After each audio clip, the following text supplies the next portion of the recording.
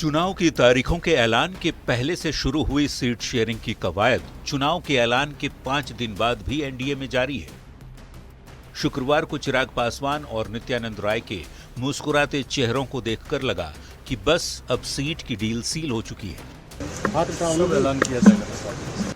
लेकिन शुक्रवार की रात तक हम के संरक्षक जीतन राम मांझी के बयान और आरएलएम के अध्यक्ष उपेंद्र कुशवाहा के पोस्ट ने फिर से पेंच फंसा दिया और शनिवार को सीटों पर बातचीत का ग्राउंड पटना से दिल्ली शिफ्ट हो गया। दिल्ली जा रहे हैं और दिल्ली में ही अब बातचीत होगी। एक ओर दिल्ली में बिहार बीजेपी की कोर ग्रुप की बैठक चलती रही, तो दूसरी ओर सीटों का पेंच सुलझाने के लिए सहयोगी दलों के नेताओं की बीजेपी अध्यक्ष जेपी नड्डा से मेल मुलाकात का दौर चलता रहा।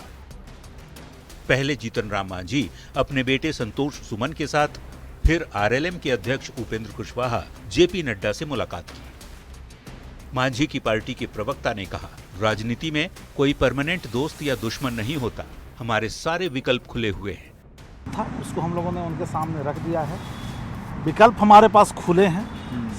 तो उपेंद्र कुशवाहा ने इशारों में बहुत कुछ कहने की कोशिश की। सीएम नीतीश कुमार के साथ मुलाकात के बाद जेडीयू नेताओं की भी दिल्ली दौड़ तेज हो चुकी है।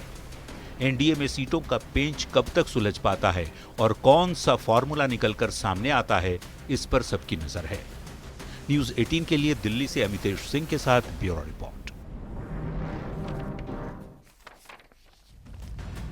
तो देखिए, लगातार बैठकों का दौर चल रहा है, उम्मीदवारों के नाम पर मंथन किया जा रहा है। अब आपको चुनावी चाल विस्तार से समझाते हैं, आपको दिखाते हैं कि बैठकों के दौर में किस तरीके की तस्वीरें बन रही हैं और किस तरीके का फॉर्मूला बनाया जा रहा है कि जो सेट नहीं हो पा रहे। देखिए, सीट शेयरिंग का फॉर्मूला अभी तक सेट नहीं हो पाया है।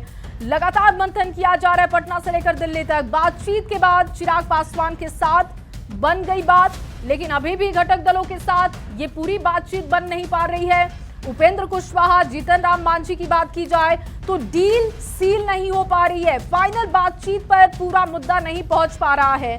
पटना की बजाय अब दिल्ली में बातचीत जारी है और माना जा रहा है कि अगर कुछ भी होता है, संभावित नाम जो हम आपको बता रहे हैं, अगर वो फाइनल होते हैं तो फिर दिल्ली से ही तस्वीर साफ होगी। मुलाकात के बाद भी सीटों पर पेच अब तक उलझा हुआ है, ये तस्वीर क्लियर नहीं हो पा रही है। मुलाकातों का दौर लगातार चल रहा है। सीटों की संख्या पर मांझी कुशवाहा की बात फंसी हुई है। माना जा रहा है कि जो ऑफर किया जा रहा है वो डिमांड से मैच नहीं हो रहा है और इसी वजह से देरी हो रही है। जेडीयू नेताओं से भी दिल्ली में बातचीत हो सकती है। हालांकि कहा जा रहा है कि जेडीयू के लिए अभी तक कोई दिक्कत वाली बात नहीं है। 3 डिजिट नंबर की जो बात की जा रही थी उस पर जेडीयू को लॉक किया जा चुका है और इसीलिए वहां से कोई दिक्कत नहीं है। लेकिन दिक्कत वहां आ रही है, जो घटक दल है उनकी डिमांड कुछ और है और ऑफर कुछ और किया जा रहा है। अब चलिए आपको दिखाते हैं जो मंथन किया जा रहा है, उसके बाद कुछ नाम भी सामने आ रहे हैं। संभावित उम्मीदवारों की लिस्ट हमारे पास है, वो अब आपके सामने रखने जा रहे हैं। संभावित वो लिस्ट कौन से होंगे, कौन से वो नाम और चेहरे होंगे, दिखाते हैं आपको।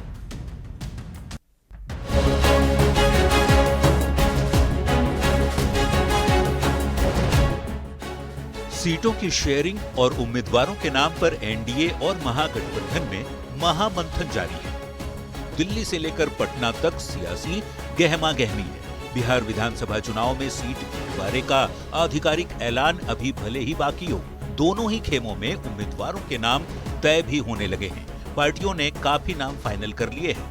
न्यूज़ 18 के पास जेडीयू और आरजेडी के संभावित उम्मीदवारों की लिस्ट है। माना जा रहा है कि जेडीयू ज्यादातर पुराने चेहरों पर दांव लगा सकती है, साथ ही पाला बदलकर आए नेताओं को भी पार्टी का टिकट मिल सकता है। तो आरजेडी कई नए चेहरों को मौका दे रहा है, साथ ही कई पुराने चेहरों पर भी फिर से भरोसा जता सकता है। तो वहीं लोक जनशक्ति पार्टी रामविलास में उन चेहरों को मौका दिया जाएगा जिन्होंने कठिन समय में चिराग पासवान का साथ दिया था। न्यूज़ 18 के लिए ब्यूरो।